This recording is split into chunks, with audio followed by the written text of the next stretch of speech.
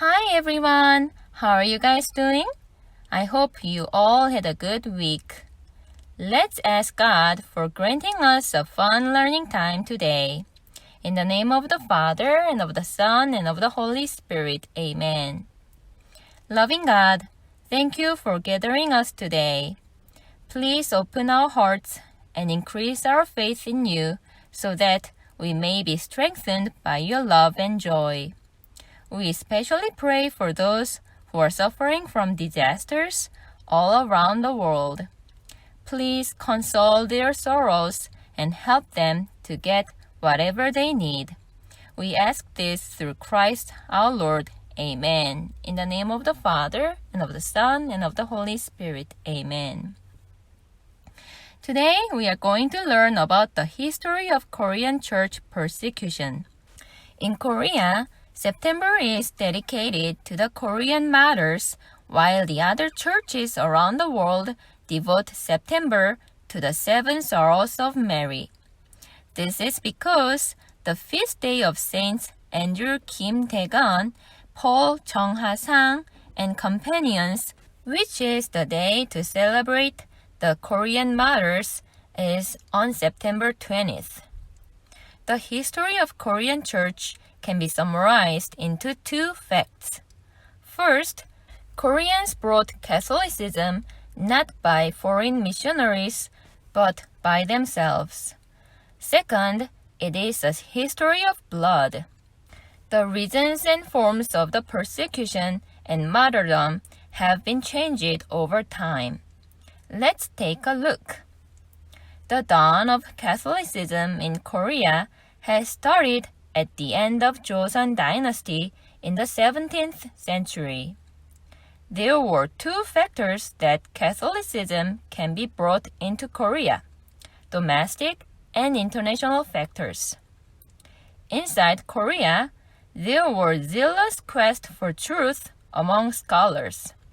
The Joseon Dynasty had Neo-Confucianism as the ideal of the government, but the social and cultural corruption and problems made scholars to look for a new ideal to substitute Neo-Confucianism and to support equality of all mankind.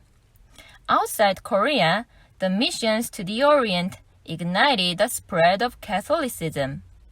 Saint Francis Xavier with other missionaries went to India in 1542 and Japan in 1549. Father Matteo Ricci arrived in China in 1582, and his mission was quite successful.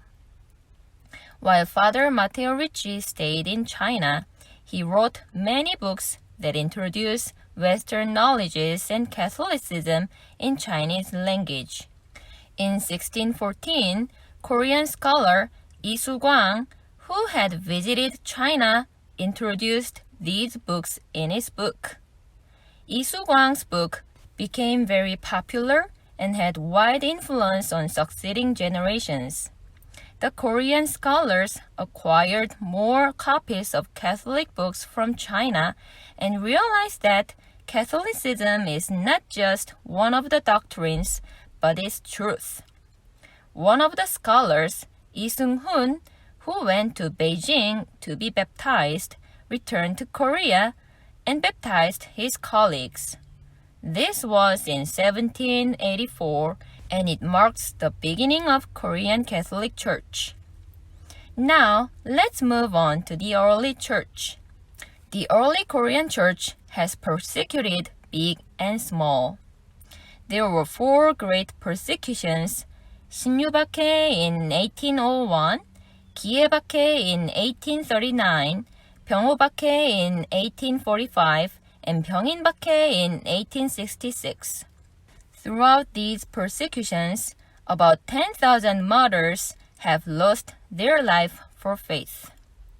We can understand why the Joseon Dynasty had to suppress Catholicism by two reasons. First, the government considered Catholicism to be opposed to the Neo-Confucianism. The Vatican at the time banned ancestor worship. The Neo-Confucianism considered the ancestor worship as an important expression of honor to parents, and it was also a privilege of the upper class.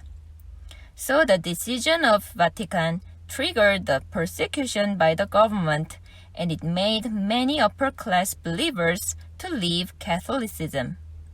Also, we Catholics believe that everyone is child of God and equal. This teaching was regarded as a challenge to the king and the social order. The second reason is politics. Shinyubake happened because one political party was Catholic majority while the other was not. So the one party used Catholic persecution as a means of obtaining their political power. 병인박해 happened because the government was striving to remove all the foreign influences and regarded Catholic as a trace of foreigners. The constant and cruel persecution couldn't stop the development of Korean Catholic Church.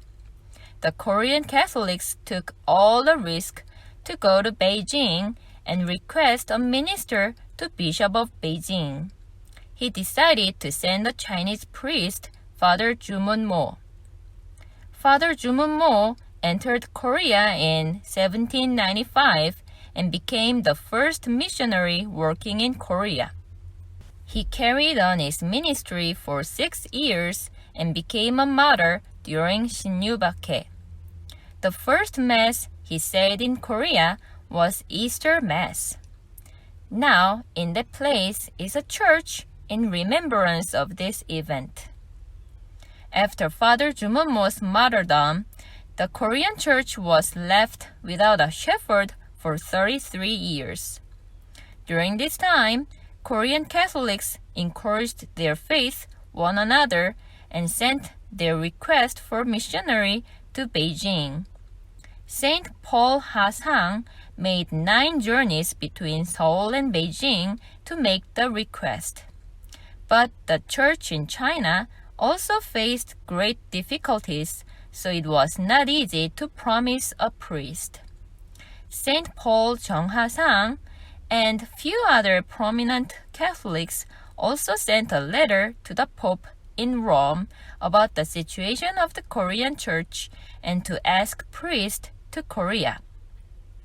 Receiving this letter in 1827, Pope Leo XII asked Paris Foreign Missions Society to take immediate and permanent action to relieve the Korean church from its spiritual distress.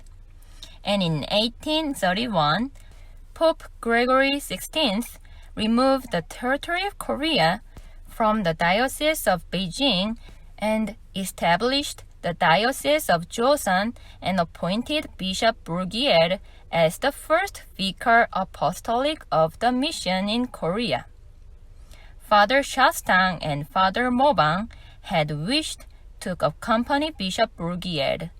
Unfortunately, Bishop Bruguiere suddenly ill and died on the way to Korea. So Fathers Shastang and Mobang crossed the Korean border in 1836 and joined by the next vicar, Bishop Engbur, in 1837. Those 3 missionaries truly worked hard and founded the Organization of Korean Church. They sent 3 students to Macau Seminary, and 2 of them were ordained and 1 died from illness.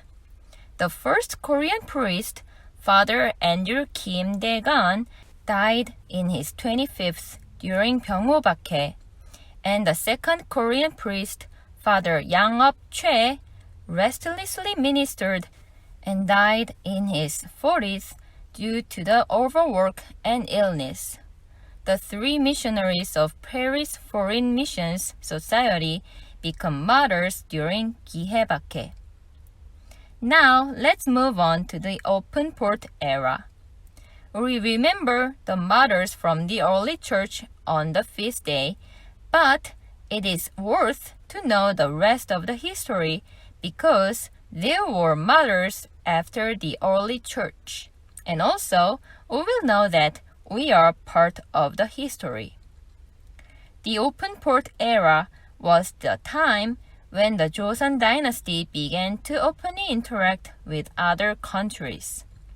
But remember, during this time, Japanese imperialists were preparing to colonize and occupy Korea. As the government opened the port, the Catholics wished the freedom of religion, but for Koreans, this era was a suffering time from Japan, and it was no exception to Korean Catholics.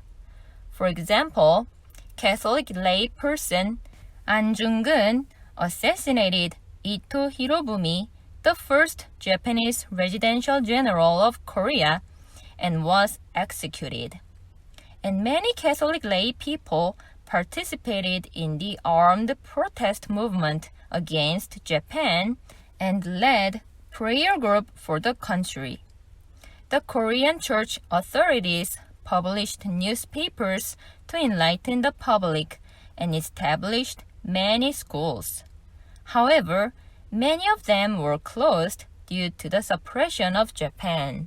Next is colonial period. In 1910, Japan and Korea made a legal treaty that started Japanese rule in Korea. Korean Catholic was not an exception from Japanese invasion and control. For example, many Catholic schools had to close their doors. The Catholics said Mass in Japanese. The young priests and seminarians were drafted to the armed forces. Foreign priests were sent home, and Japanese priests took their seat, and many Catholics participated in the nationalist movement, peaceful and armed. In spite of all the distress, the Korean church kept growing. The one Vicariate Apostolic of Korea was divided into 9.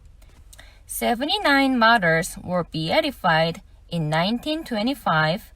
The Korean church celebrated its 100th anniversary of Diocese of Joseon in 1931, and Bishop Nogi Nam became the first bishop of Korean nationality in 1942. But sadly, historians criticize the church authorities for their pro-Japanese collaborations during this time. Next is Korean War. After Japan's defeat in 1945, Korea became independent on August 15th, which is the day of Assumption of Mary. This is also the day when freedom of worship was fully guaranteed in Korea. But the Korean peninsula divided into two, South and North Korea. The division was not wanted by Koreans, but it was the result from the confrontation between the United States and the Soviet Union in Korean peninsula. On June 25, 1950, North Korea invaded South Korea and the Korean War was broken. After the Cold War, Catholic was openly opposed communism, so Catholics were a target from brutal communist persecution. During the Korean War, about 160 priests, monks, nuns, and Catholic lay people are recorded as killed or arrested, but no one knows the exact number of martyrs. Thankfully, many Catholics around the world sent helping hands to Korea. For example, Mary Knoll from the United States built a hospital in Busan and cured 430,000 people who got wounded from the war. The war unofficially ended in 3 years, but it does not mean that the war was concluded. The two countries are still in a state of war, just taking a break. So we need to pray for the peaceful reunification of Korea. Next is today. South Korea recovered from the war damage very rapidly and made a high economic growth. But South Korea went through dictatorial and military regime. Many Koreans joined the democratic resistance movements and were victimized until the early 1990s. That is the background. After the war, the number of Korean Catholics and priests were soaring high. There are three big reasons. First, many Catholics initiated and led the democratic movements, and Catholic priests were dedicated in taking care of the social issues. Second, Vatican showed responsible attitude by admitting that its decision on ancestor worship was not right. Third, rigorous activities of lay people such as Legion of Mary. Also, Pope John Paul II came to visit Korea for the 200th anniversary of Korean Church and canonized 103 martyrs in 1984 and visited Korea again for the Eucharistic Congress in 1989. His visit helped cement Catholic identity in Korea. Pope Francis visited Korea in 2014 and beatified 124 martyrs and consoled Sewol ferry disaster survivors.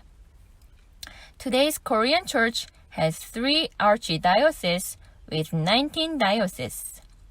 We should be aware that the increase of numbers does not promise the spiritual depth. We always need to question the purity and the zeal of faith in this materialized secular world. On the other hand, the North Korean church is still under persecution. North Korea doesn't allow the freedom of religion, and no true religious activities are reported since the independence in 1945. So, the North Korean church is called Church of Silence, and 2 dioceses in North Korea are under the Archdiocese of Seoul, and Togon Abbey is immediately subject to the Holy See. We have to pray for the North Korean Catholic. Well, so far, we went over the brief Korean church history. For a better understanding, I summarized 2 take-home messages. First one is the role of lay people.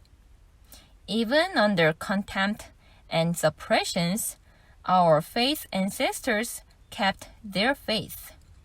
They lived their faith, spread the good news, and studied hard even they didn't have shepherds, and they initiated to bring missionaries into Korea.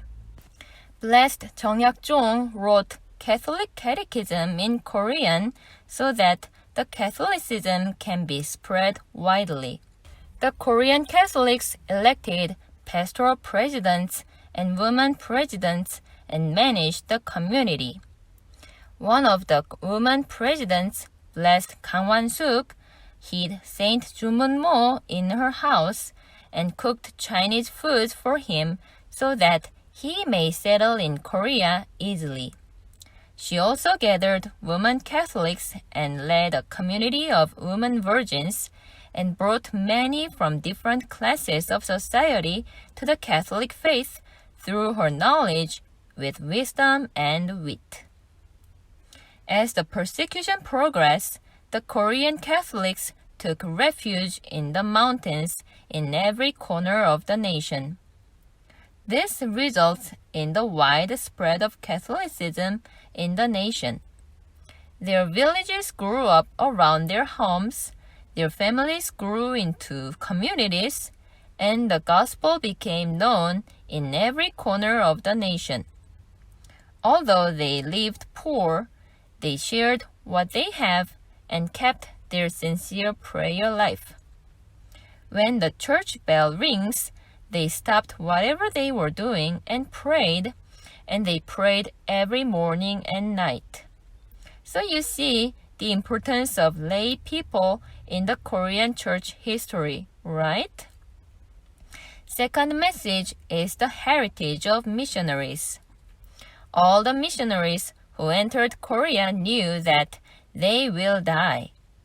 But they were willing to come and did God's work, whatever was waiting for them. Let's read a letter from Bishop Engbert. I am tired out and I am exposed to constant danger. Every day I get up at 2:30 in the morning. At 3, I hold family prayers and at 3:30 begin the duties of my ministry. I suffer a good deal of hunger, for after having risen at 2:30 in the morning, I have to wait until midday for a meager breakfast of the poorest food in this cold, dry climate, which is no easy matter. Living such a painful life, we have no fear of the sword, which is no doubt going to put an end to it. You can imagine their suffering, right? But when you read the bios of the missionaries, no one was forced to come. They all said, "Yes, here I am." So we are in debt to the missionaries' mission. Well, that's it today. Before we go, let's read Bible verses instead of the closing prayer. Whoever wishes to come after me must deny himself, take up his cross, and follow me. For whoever wishes to save his life will lose it, but whoever loses his life for my sake and that of the gospel will save it. Thank you for listening. I will see you next week. Bye-bye.